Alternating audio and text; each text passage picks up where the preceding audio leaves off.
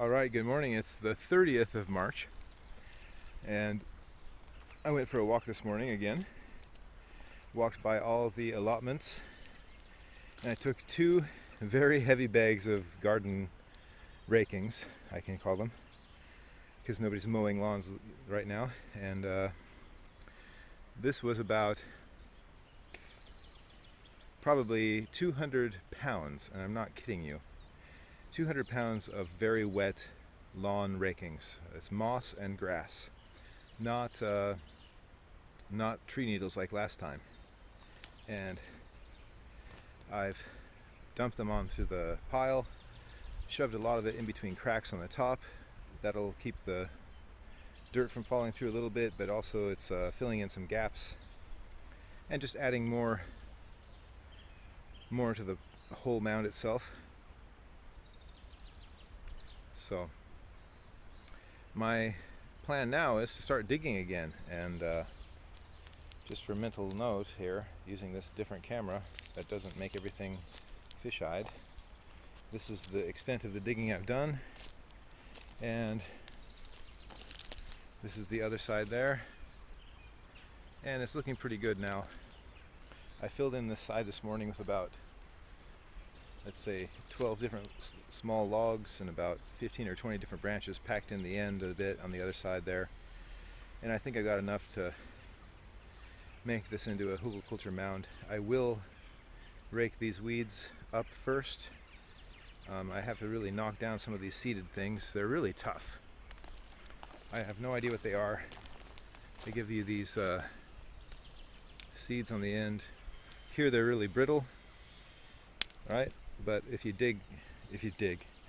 try to pull them out from the ground, they're in the ground really solid, and it's hard to pull them out. So I've got to really yank on them or chop on them with a knife or an axe even.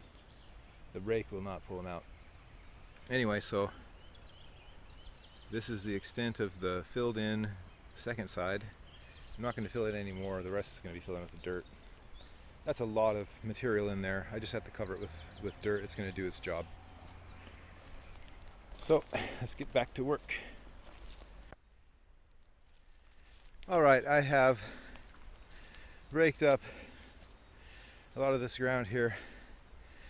Again, you can see there's just so much stuff that I can't rake up because of the thick stems that do not break off at the ground.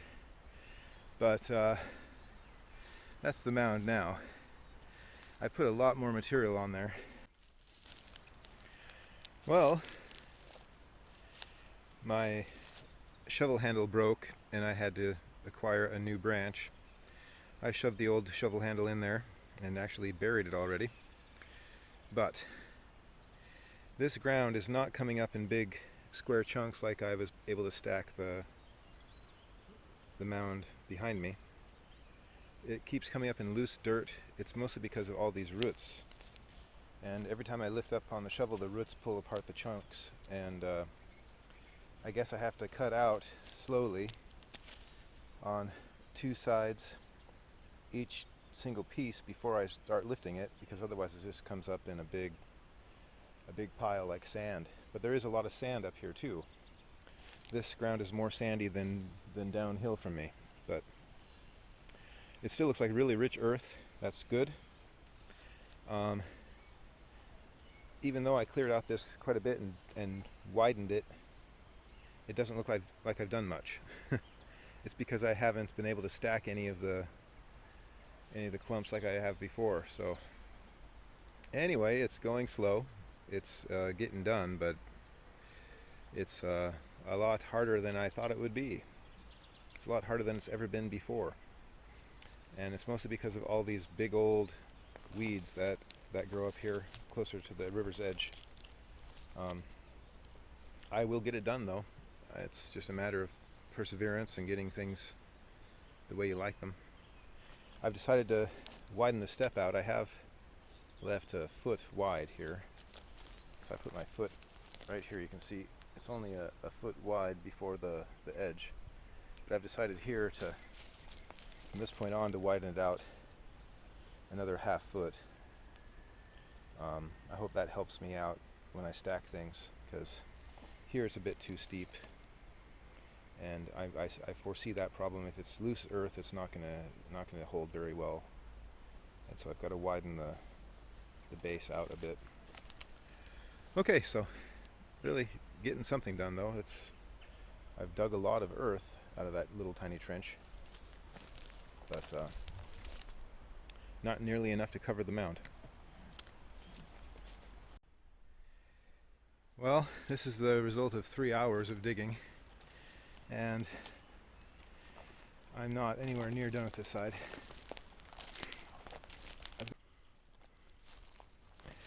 I just broadcast mustard all around the outside of this whole mound.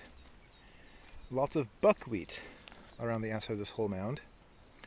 Walked around the top, and I put grass seed on the top to kind of hold the top on, because I don't usually grow much on the very, very top. I just kind of use it as a path, so I put a lot of grass seed on the very top all the way around it. When the slugs start coming out in droves, the first plants they're going to meet are a very hot variety of mustard and some buckwheat. So they'll bother the tens of thousands of buckwheat and mustard that I've planted, and not everything else that I'm going to plant soon. This is a quince tree, or quince bush. I've planted it on the end, and the reason why is because most of the shadows will be cast to the north, because the sun is southern here in the northern hemisphere. So if a big tree grows right here, it's going to cast shadows on this stuff, which is no big deal to me.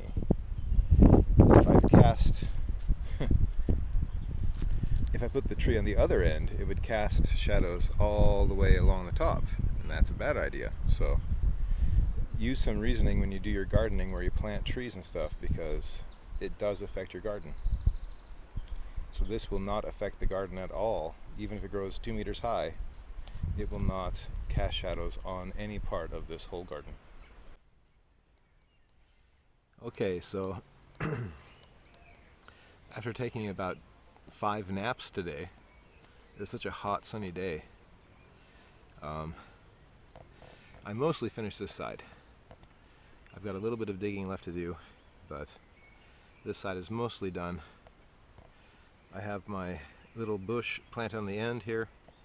I've put pumpkin seed and beans up and down the side, about 20 potatoes on this side, and I topped the top off with grass seed, and I just have that.